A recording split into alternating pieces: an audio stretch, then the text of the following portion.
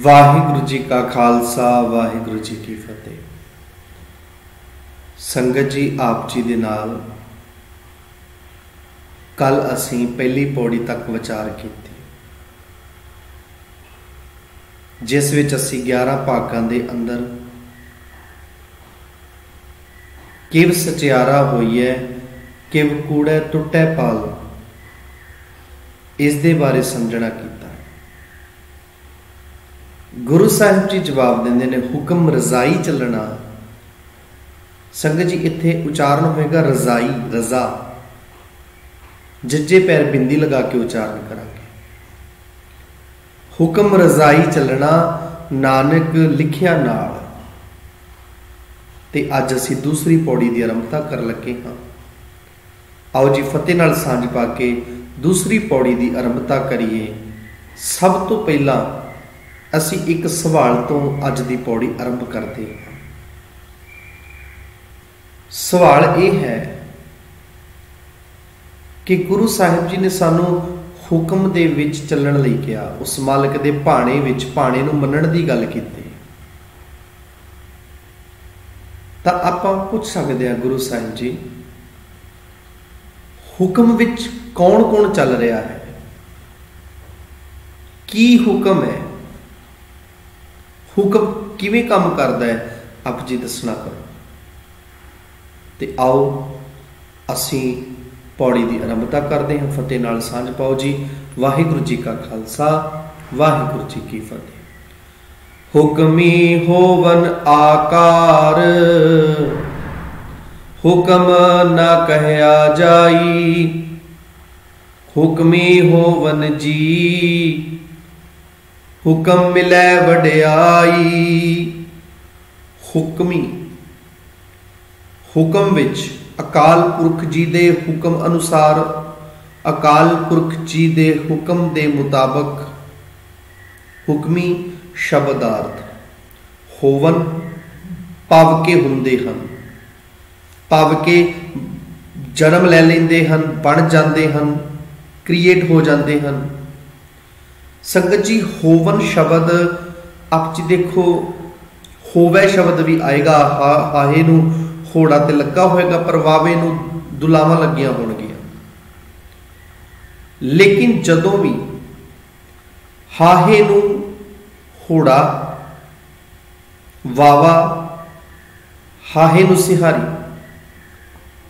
जां फिर गग्गे नूं कन्ना, वावा हाहे नूं सिहारी, जिवें गावै राजा धर्म दुआरे।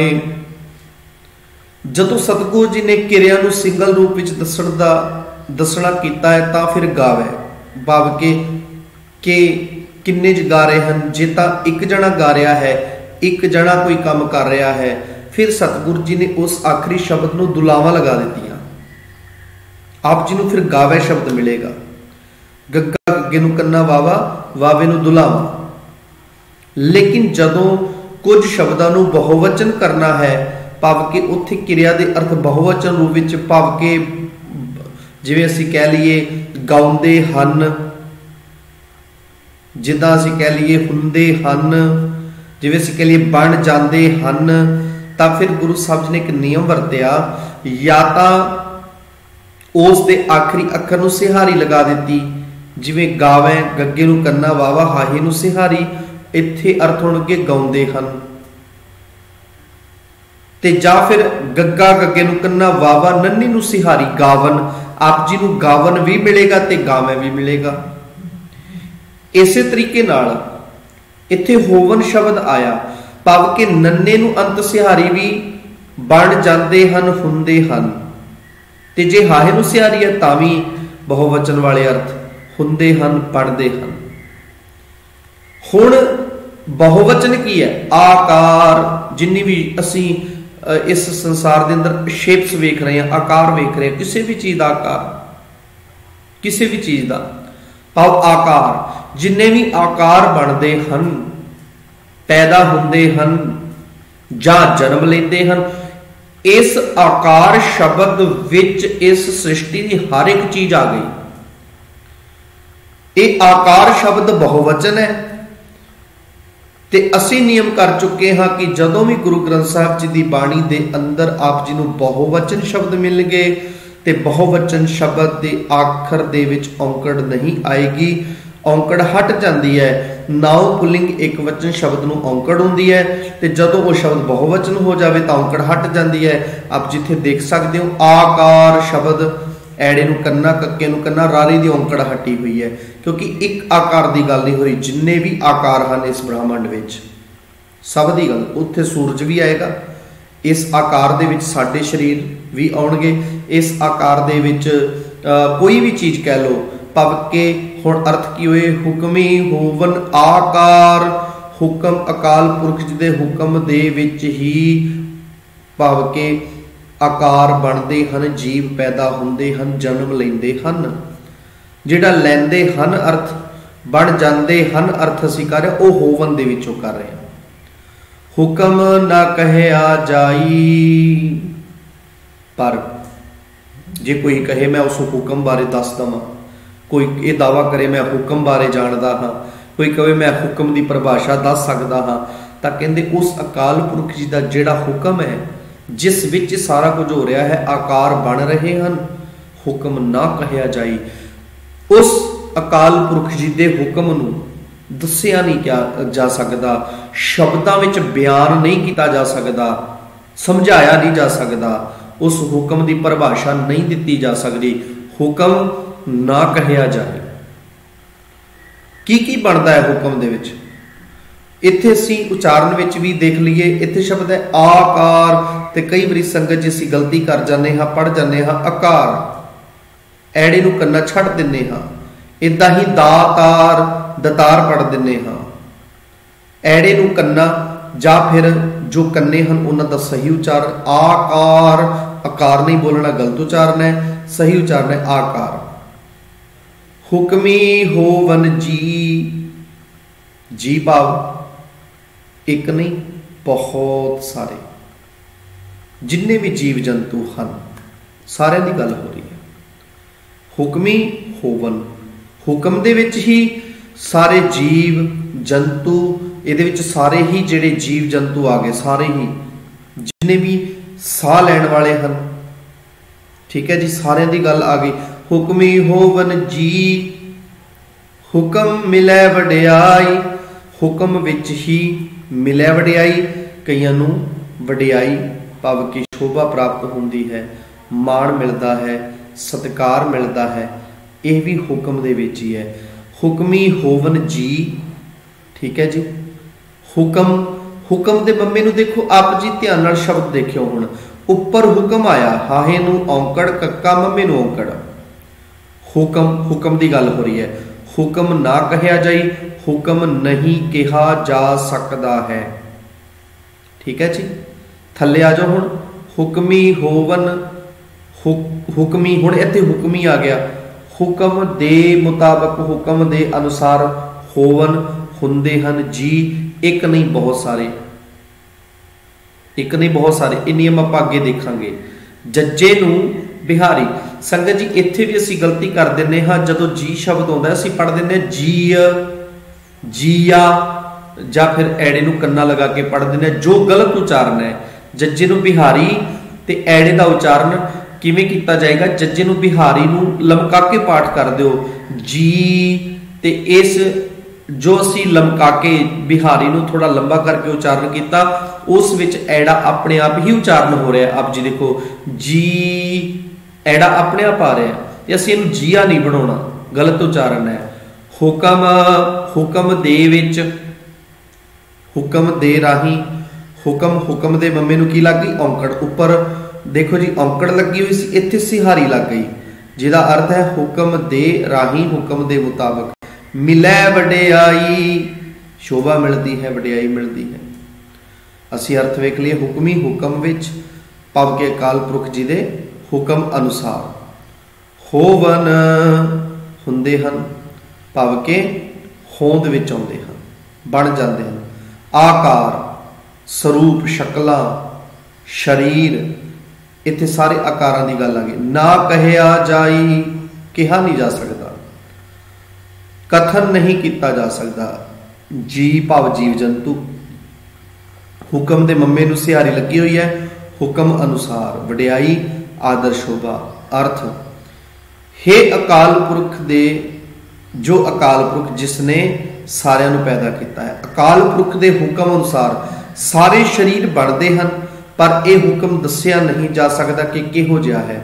रब के हुक्म अनुसार ही सारे जीव जम पैंदे हैं, भाव के जन्म लेंदे हैं, अते हुक्म अनुसार ही रब के दर ते शोभा मिलती है। जो मान वडियाई शोभा मिलती वह भी हुक्म दे विच।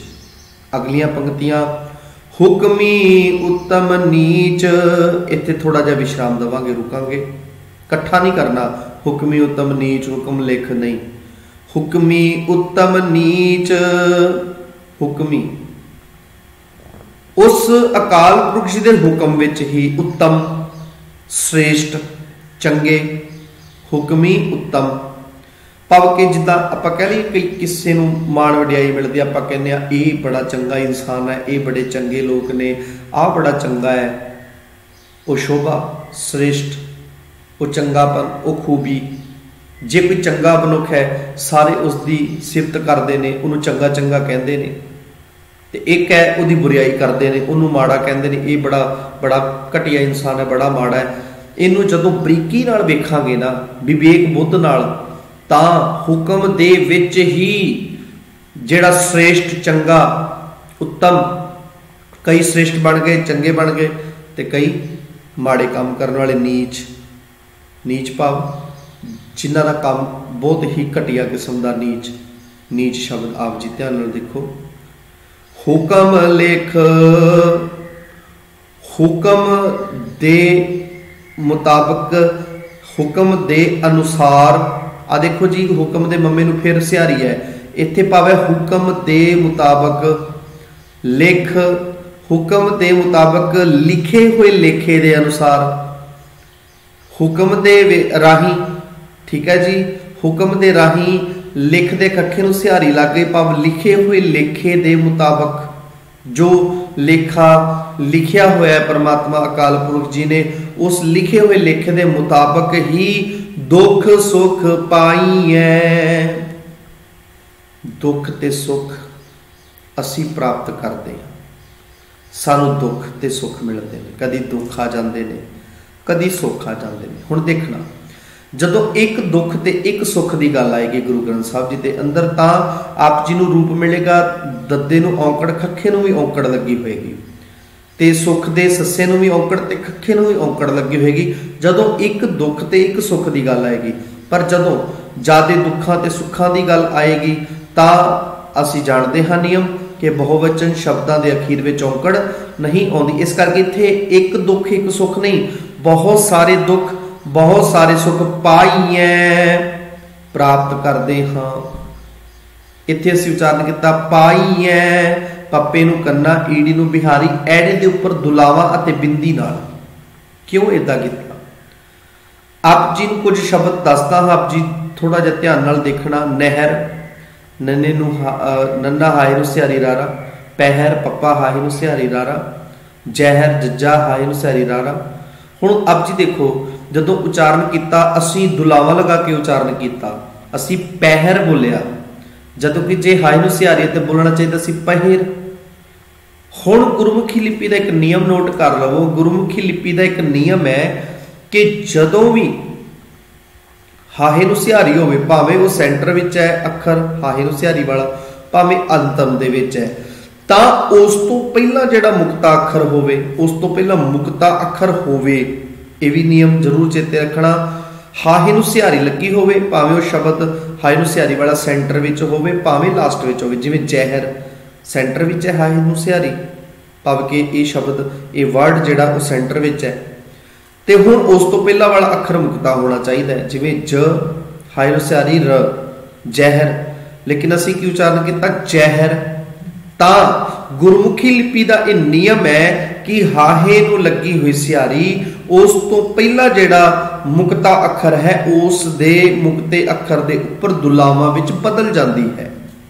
उच्चारण करने वेले बदल जाएगी दुलावां दे विच। जिवें लिखिया ते होया, हुण जे इहदा वो लिखत मुताबिक असी उच्चारण करांगे फिर तो बनेगा जहिर, पहिर, कहिर। हुण असी गुरमुखी लिपि का जो नियम सामने रखांगे फिर असी पढ़ांगे जहर, पहर, कहर। ये तरीका है। इसे कारण करके जिवें हुण असी ऊपर बिंदी क्यों लगाई, फिर पाईए क्योंकि प्राप्त करते हाँ, एक दुख एक सुख ने बहुत सारे ने, पाईए इस करके जदों बहुवचन वाले अर्थ होणगे फिर बिंदी भी लगेगी। जिवें गावै, गाउंदे हन, ज्यादे हन, एक ने बहुत सारे हन, इस करके गावै गग्गे नूं कन्ना वावे दे उपर दुलावा विच असी उच्चारण किया क्योंकि हाहे नूं लगी हुई सिहारी जिहड़ी है वह काहदे च बदल गई, पहले अखर मुक्ता दे उत्ते दुलावा दे रूप विच बदल गई। इसे तरीके नाल ही हुण इत्थे हाहे नूं सिहारी जिहड़ी लगी हुई है इसका उच्चारण असीं किवें करा, पाईए ऐड़े दे उपर दुलावा अते नाल बिंदी क्योंकि बहुवचन। इकना हुक्मी बख्शीश, बख्शीश नहीं बख्शीश, बख्शीश इस तरह उच्चारण करांगे।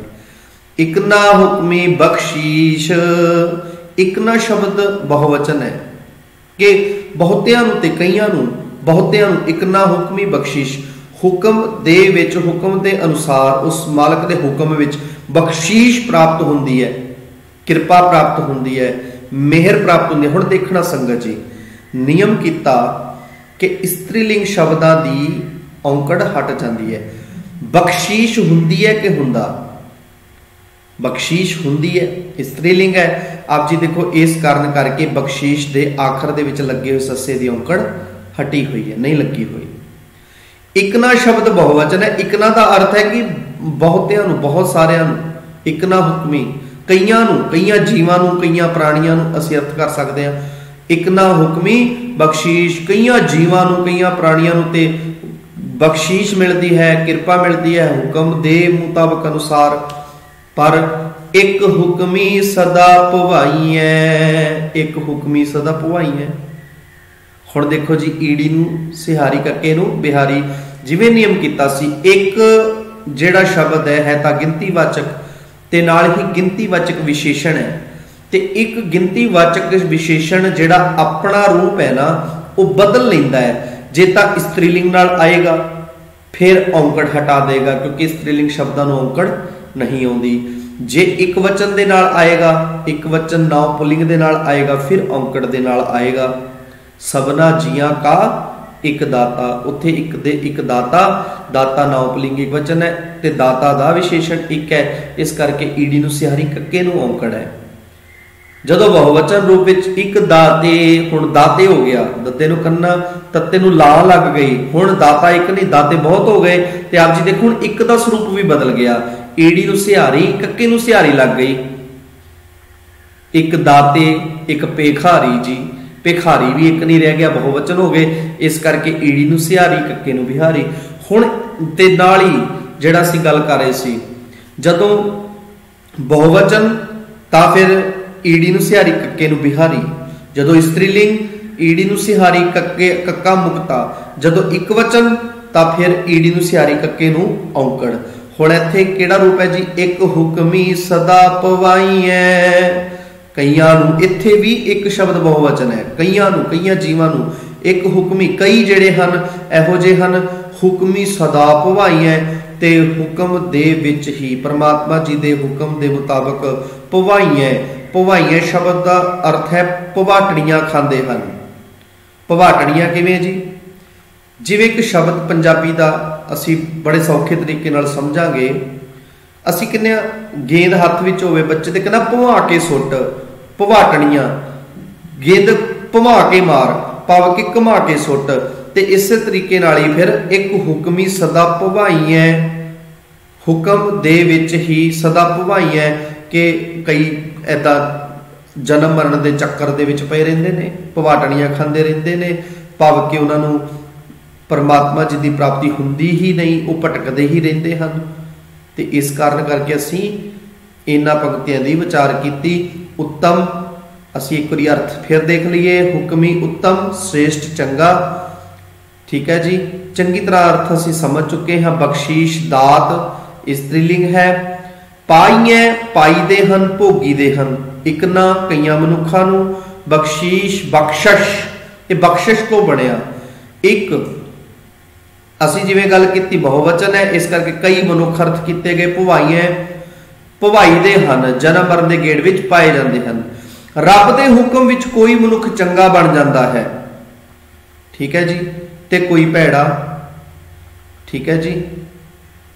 हुक्मी उत्तम नीच, उस दे हुक्म विच ही अपने किते हुए कर्मां दे लिखे अनुसार दुख ते सुख भोगी दे हन। दुख ते सुख भोगी दे हन, भोगी दा है नहीं, क्योंकि बहुवचन ज्यादा हन, दुख भी बहुते हैं, सुख भी बहुते हैं। एक ना एक हुक्मी सदा भवाई है, ठीक है जी।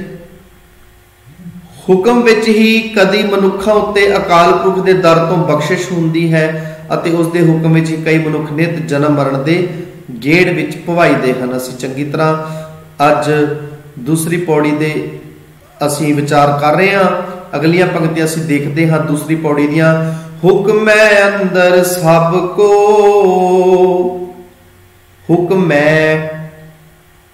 हुक्म दे विच, हुक्म अंदर, ठीक है जी। अंदर शब्द जो संबंधकी है, हुक्म दे विच, अकाल पुरख जी दे हुक्म दे विच। हुक्म अंदर सब को, हर एक जीव।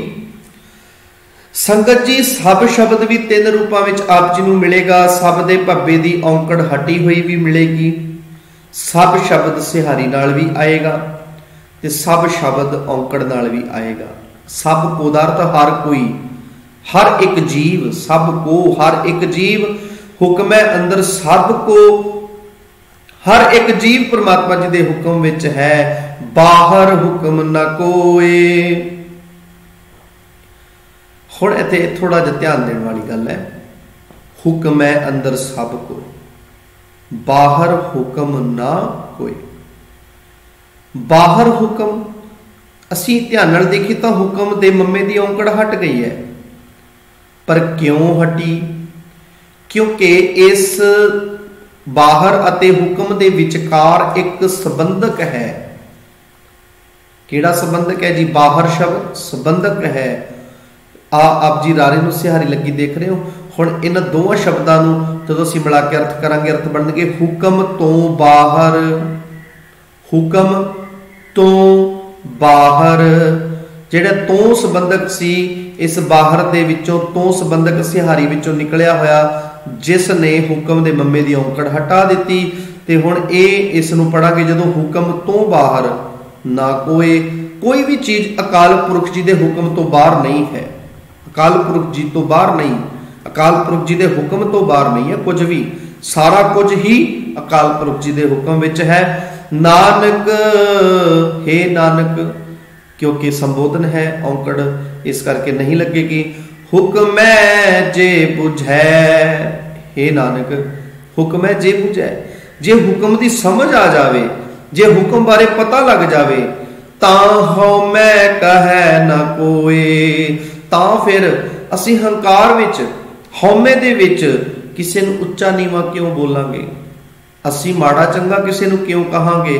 पब के हौमे विच किसी नूं माड़ा चंगा नहीं आखदा। फिर हुक्म, हुक्म नूं हुक्म पब के जदों असीं गल करांगे, हुक्म जे बुझै, हुक्म नूं जे समझ लए, बुझे दा अर्थ समझ लए, तां फिर हौमे कहे ना कोई। हौमे दे बचन नहीं आखदा, मैं नहीं कहंदा, पब के फिर हंकार विच नहीं आउंदा। हर एक जीव रब दे हुक्म विच ही है। कोई जीव हुक्म तो बाहर, पाव हुक्म तो आकी नहीं हो सकता। हे नानक, जे कोई मनुख अकाल पुरख दे हुक्म नूं समझ लए, तां फिर वो स्वार्थ दीयां गल्लां नहीं करदा, भाव फिर वो स्वार्थी जीवन छड्ड दिंदा है। भाव प्रभु दे हुक्म दा सही स्वरूप बयान नहीं किया जा सकता, पर वो थोड़ विता नहीं हुंदा। भाव कि असीं अकाल पुरख जी दे हुक्म नूं असीं गुरबाणी दे विचों समझ सकते हाँ कि, लेकिन जे कहिए कि अंत पा लवांगे हुक्म दा, हुक्म बारे असीं चंगी तरह दस सकते हाँ, तां कदी भी नहीं दस्या जा सकता। संगत जी, इत्थे ही आपां थोड़ा जिहा इसनूं कोशिश करते हाँ कि अंग्रेजी विच भी सानूं थोड़ा जिहा पता लगे, क्योंकि संगत जी फोन मैसेज संगत दे आ रहे ने, विदेशों तो भी संगतां सुनदियां ने, ते संगत दा एक दास नूं हुक्म आया है, क्योंकि संगत परमात्मा दा रूप है, कि थोड़ा जिहा अंग्रेजी विच भी समझा दिया करो। The size should not be called a command. ठीक है जी। Praise be to the one who is command. हुक्मी भाव के in the hukam, according to the हुक्म ऑफ अकाल पुरख। होवन होवन दे असी अर्थ किते सी हुंदे हन, जन्म लेंदे हन, ते अंग्रेजी अनुवाद है are come into being become.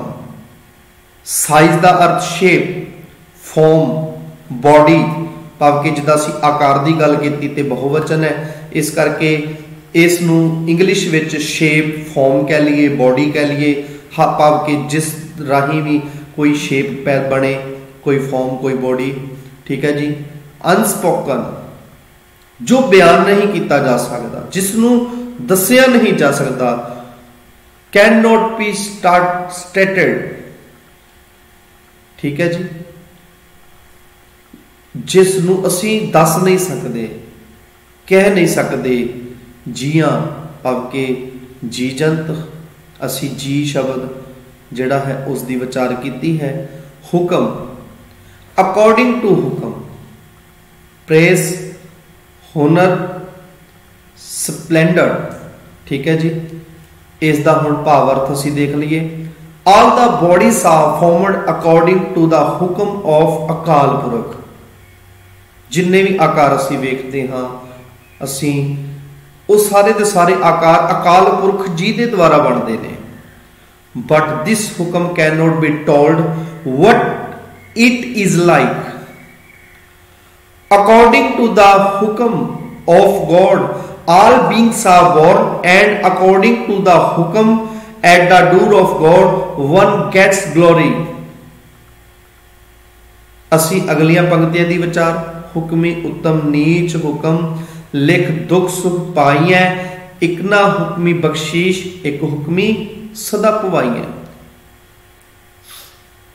One Hukmi blessing, one Hukmi is always भवाई है। ठीक है जी। इसनों असी उच्चारण करांगे भवाई है, ते भाव के उत्तम, sublime, good, right, by writing as written. किस दे द्वारा? भाव के लिखण की गल आई। इस हुक्म नूं अकाल पुरख जी ने जो हुक्म साडे सारियां दे जीवां वास्ते, इस हुक्म नूं असी बयान नहीं कर सकते, आख नहीं सकते, दस नहीं सकते। पाई है, पाईदे हैं, भोगीदे हैं। इकना इकना शब्द दे to many human beings, blessings, gifts, blessings. One भाव के मैनी ह्यूमन बींग्स, भवाई है, भवाटनियां खाते हैं। Are found in the cycle of birth and death. इस तरीके नाल जन्म मरण दे विच वार वार जमदे हैं, वार वार मरते हैं। इहदा भावार्थ इन गॉड्स हुक्म a human being becomes good, someone bad in his hukum alone according to the deeds done. One enjoys sorrows and pleasures. It is in the hukum that human beings are sometimes blessed through the door of Akal Purakh, and it is in his hukum that many human beings go through the cycle of daily birth and death. असी अगे देखते हैं। Within the hukum